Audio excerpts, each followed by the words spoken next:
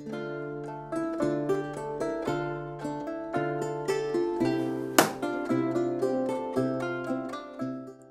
months ago, when asked what is literacy, I defined it as the ability to glean information from a set of connected symbols that is a text.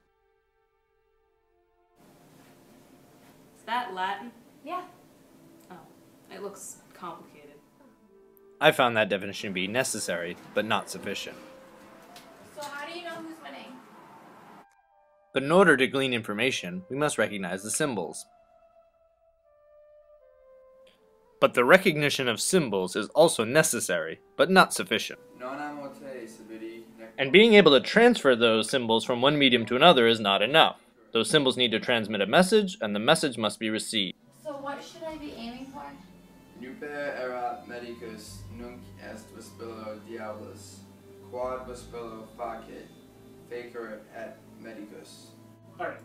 Sometimes that message needs to be translated before it can be received. Or a bullseye. Okay. Nuper erat medicus nunc est vespillo diabolus, quod vespillo facit, fecere et medicus. I don't get it. Well, because he was a doctor and now he's an undertaker, but he did the same thing either way because he was such a bad doctor. Oh, okay. But those messages need not always be textual. They can be visual, Did you get anything? and they can be oral or even kinetic. Tango Tango to tea! Oh, oh! Oh, oh! Those messages can be multimedia as well.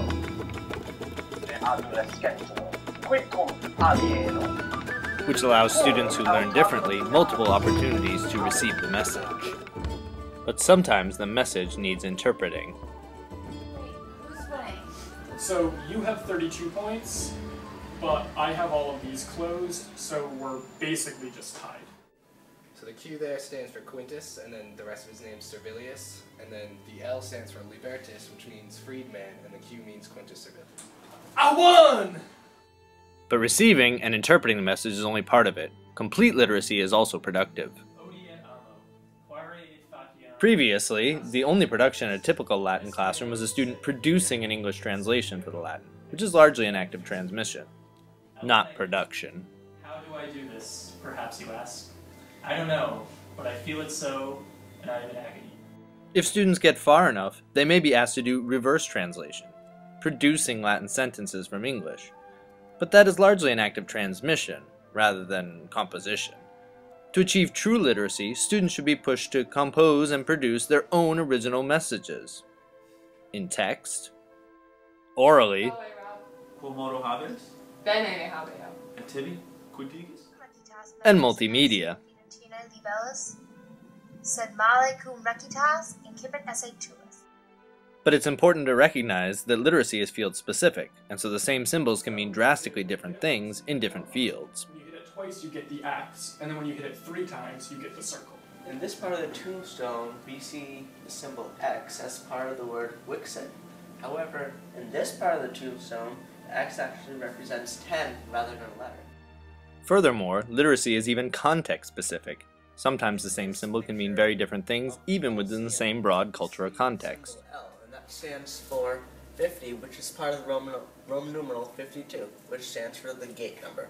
However, if you look on this tombstone, you see L right here, which stands for Libertas, or the freedman. Occasionally, a symbol can mean different things even within the same text. The L here and the L here. However, they do not represent the same thing. The first L represents Lucius, which is a name, and the second L represents Libertas, which is the freedman. Finally, literacy is progressive, as in multiple people can be considered literate in the same field and same set of symbols with varying degrees of competency. Emptos haec habet, illasuos. So one of them has black teeth and the other one has white teeth? So here one student gets the basic meaning, while the other is able to grasp a more complete understanding of the text. So one of them has black teeth and the other one has white teeth? Yeah, that's what I think, because one of them has fake teeth and the other one has actual teeth. Then, with a bit of guidance from their teacher, both students are able to arrive at a more complete understanding of the author's meaning. So what do you think that says about them as people? What can that tell us about them? What is Marshall trying to say about these two characters? They're from different classes. Good, exactly. But that progression must include production too, not just interpretation. Salve, Josh. Quid agis? Salve, Gina. Tristasum. Meus amicus me fugit. To foster this, we must provide students with texts in multiple media, so that they have multiple opportunities to receive the message.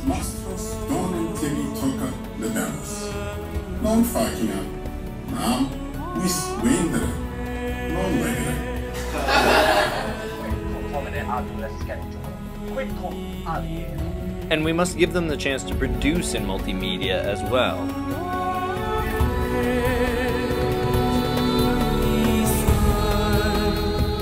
And we must give them context. And all of this must be done constantly and continuously, encouraging our students to stretch their own abilities.